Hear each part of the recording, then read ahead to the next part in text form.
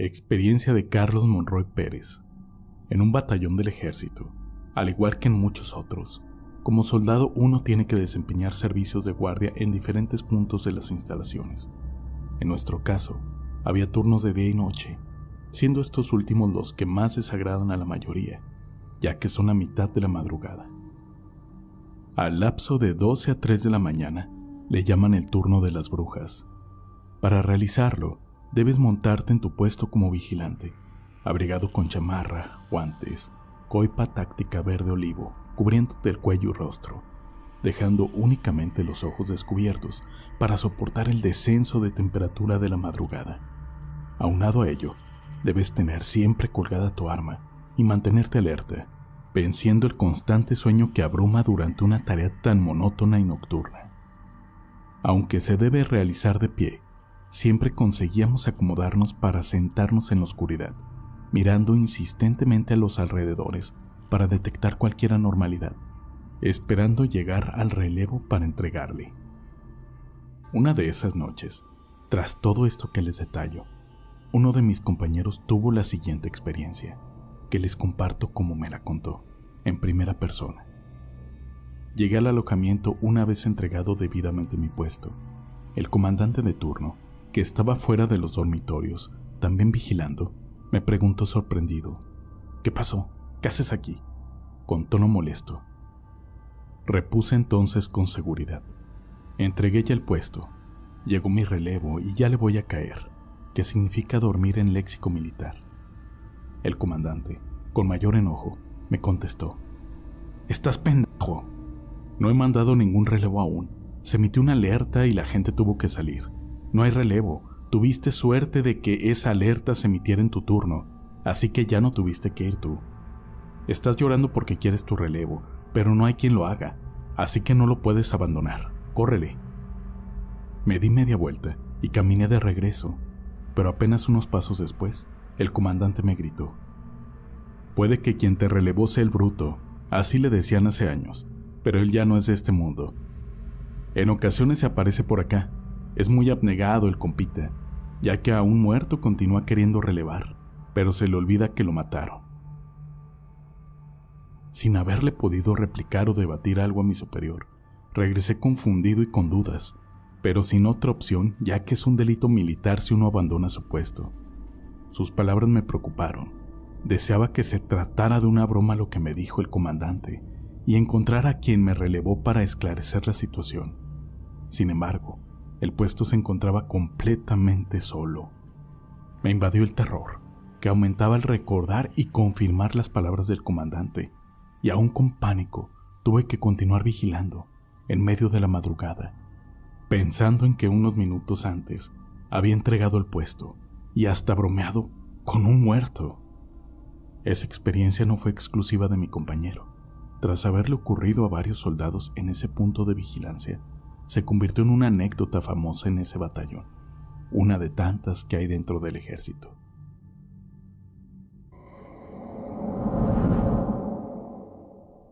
Experiencia de piedritas.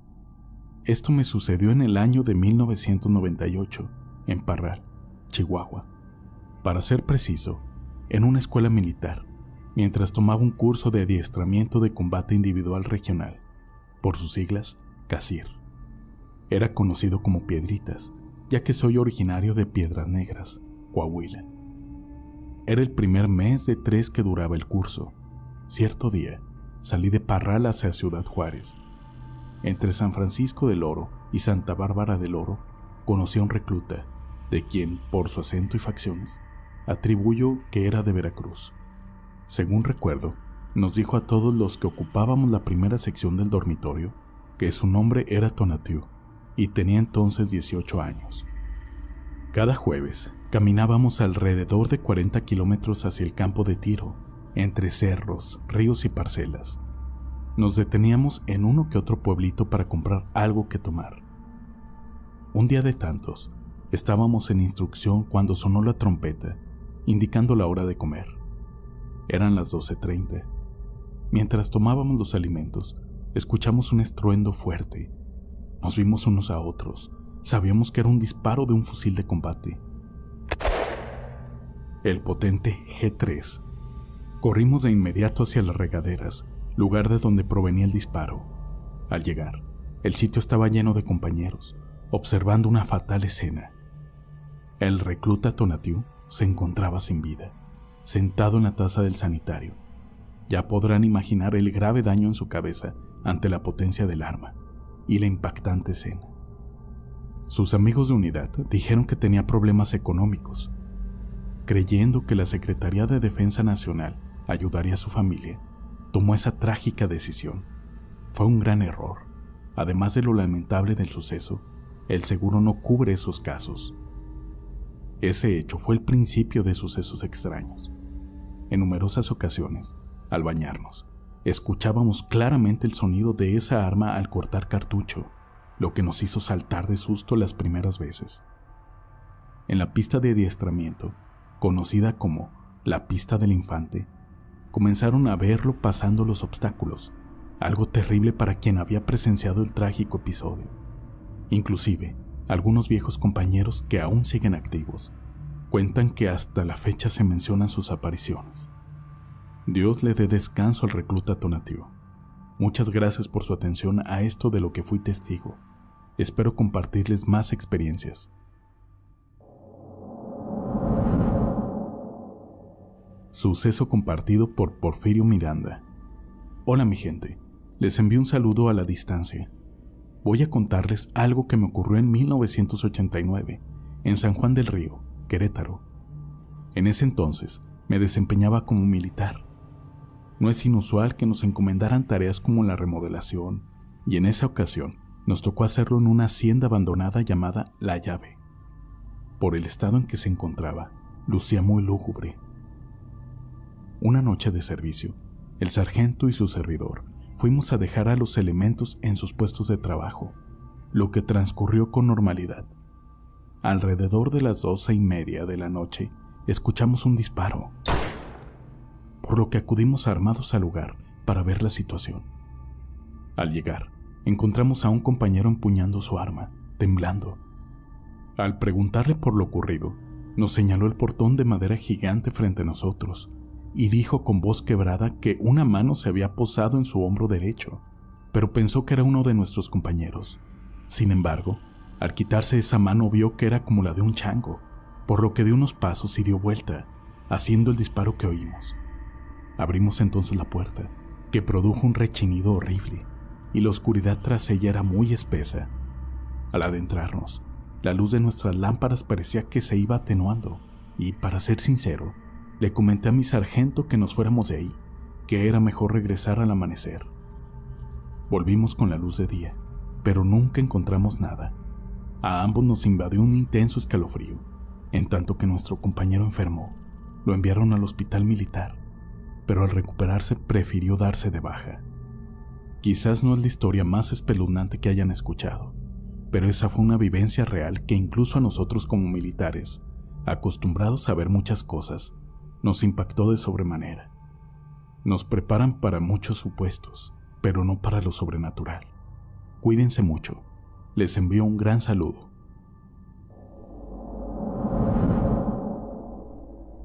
Experiencia de RD. Mientras me encontraba hospitalizado debido a problemas derivados de envenenamiento por gases químicos, fui trasladado a una clínica del Instituto Médico del Seguro Social, el IMSS, en Cuernavaca, Morelos. Era el año 2000. Estaba internado por altos niveles de plomo en la sangre. Tras 2 semanas, estaba harto de estar canalizado y con antibióticos. Eran noches muy largas para mí, ya que por el dolor abdominal no me era posible dormir en lo absoluto. Una de esas noches en vela, escuchaba cómo las enfermeras de guardia hacían rondas por los pasillos, llevando sus carritos con todos los medicamentos e instrumentos. Y tanto llevaban que hacían bastante ruido. Mientras tanto, mantenía fija mi mirada en el techo, enfocándome en un punto, para tratar de que el cansancio me cerrara los ojos y conciliar el sueño. Me interrumpió la sensación de una mano muy fría, como el metal, por lo que dirigí mi vista para averiguar de qué se trataba. Ante mí estaba una enfermera, tendría alrededor de 30 años, que sin gesto alguno dijo: Buenas noches, señor. Voy a checar sus medicamentos y signos. Hizo lo necesario, y tras 5 minutos, que transcurrieron muy lentamente, me dio la espalda y acomodó los medicamentos en su carrito hospitalario. Dada la intoxicación por metales pesados que padecía, salivaba demasiado, parecía que salía un río. Sin embargo, cuando la enfermera tocó mi boca, la tenía muy seca, un detalle que noté por lo extraño dada mi situación. Finalmente, se despidió diciendo: Todo está en orden. Que descanse y duerma. Se ve cansado. No sé la razón, pero yo quería que se retirara y oír el carrito alejarse, pero para mi sorpresa, no hubo ruido alguno. No logro explicármelo, ya que en el ejército nos adiestraron para tener el sueño muy ligero y despertar al primer ruido de pasos o cualquier sonido de lo que nos rodea. Volté para estar de costado sobre mi cama, y para aumentar mi estupor, vi sus pies alejándose, pero sin tocar el suelo. Su vestido llegaba hasta abajo de la rodilla, portaba unos tirantes gruesos, cruzados en su espalda, con mangas y botones hasta el cuello, de blanco impecable, pulcro y bien planchado. Esos detalles llamaron mi atención, pues las demás enfermeras usaban pantalón y el clásico suéter verde del IMSS.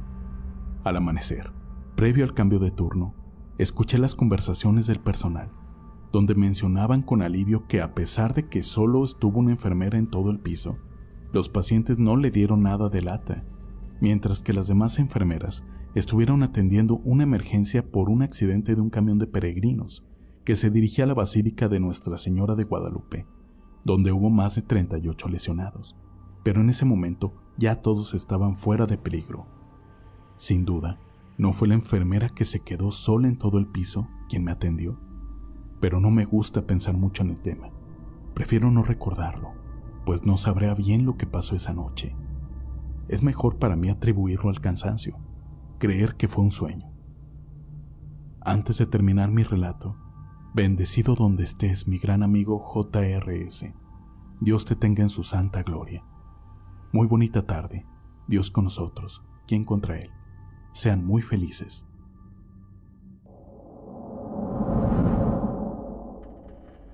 Historia de Azul Lira. Tengo varios relatos, pero empezaré con este que le ocurrió a un primo mío, hace algunos años, en la sierra de Chiapas. Era militar.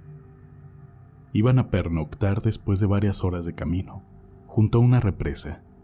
Para dividirse los turnos de guardia, lo dejaron al azar. A él le tocó el primer turno, junto con otros compañeros. Mientras caminaba para hacer las rondas, salió de la nada un perro amarillo, que se les unió para después dormir con ellos.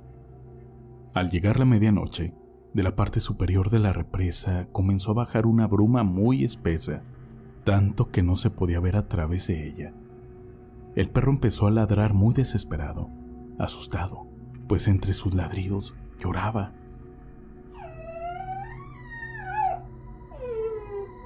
Eso asustó a mi primo y sus compañeros, que observaban la bruma avanzar. Repentinamente, un alarido salió de la bruma, acompañado del sonido de cadenas arrastrando. Eso los hizo reaccionar y retroceder para resguardarse. Alertaron a los demás compañeros. Solo el perro se quedó fuera. La bruma entonces llegó hasta donde ellos estaban, y el perro amarillo trataba de entrar a las viejas instalaciones de madera hechas por los constructores de la represa, donde se encontraban todos. Oír al perro llorar e incluso azotarse en su premura por entrar al sitio espantó aún más a todos ellos. Dejaron entrar al perro, que aullaba de tal manera que hasta los no creyentes comenzaron a rezar. Los alaridos y las cadenas provenientes de la bruma se escuchaban más fuerte, prácticamente frente a ellos. A pesar de la dureza que implica su labor, todos cerraron los ojos para orar a Dios. La bruma finalmente pasó, el alarido se fue y el perro dejó de aullar. Esa noche todos permanecieron dentro, despiertos y atentos. Apenas amaneció, se fueron de ese lugar. Esta es solo una de tantas historias que me contó de su recorrido por la misteriosa sierra de Chiapas. Experiencia de Miguel N. hace 2 años ingresé al ejército. Me enviaron al norte del país, para ser preciso, a Chihuahua. Ahí realicé el famoso CASIR, curso de adiestramiento de combate individual regional, por sus siglas.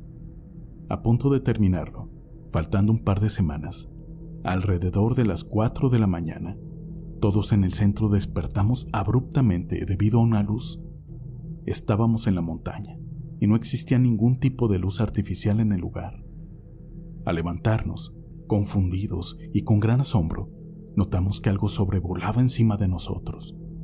Eran muchos objetos voladores, más de 20, y parecía que tenían un patrón de vuelo, pues se alineaban siempre de manera simétrica.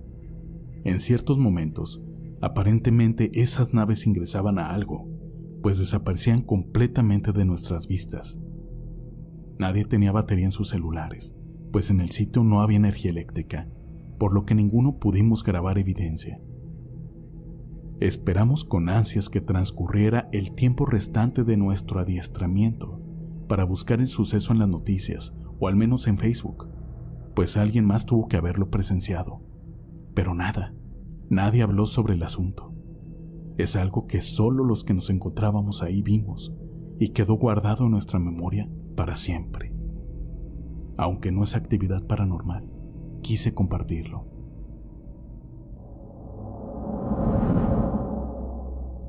Historia compartida por Rox M. Buenas noches a toda la comunidad. Les contaré algo que le pasó a mi hermano, que en paz descanse, cuando era militar. Su destacamento estaba en la Sierra de Sinaloa, buscando plantíos de marihuana. Cuando caía la noche, levantaban su campamento para dormir. En una ocasión, acamparon a la orilla de un lago y decidieron nadar un rato. Solo la luz de la fogata iluminaba un poco. Mientras disfrutaban del agua, una luz muy intensa cubrió todo el lago. Venía del cielo, y así como llegó, repentinamente, desapareció. Aunque conversaron mucho sobre el tema, nunca pudieron darle una explicación a eso que presenciaron, pues no pudo haber sido una luz proveniente de alguna nave aérea humana, pues apareció en silencio, y de la misma forma, se fue.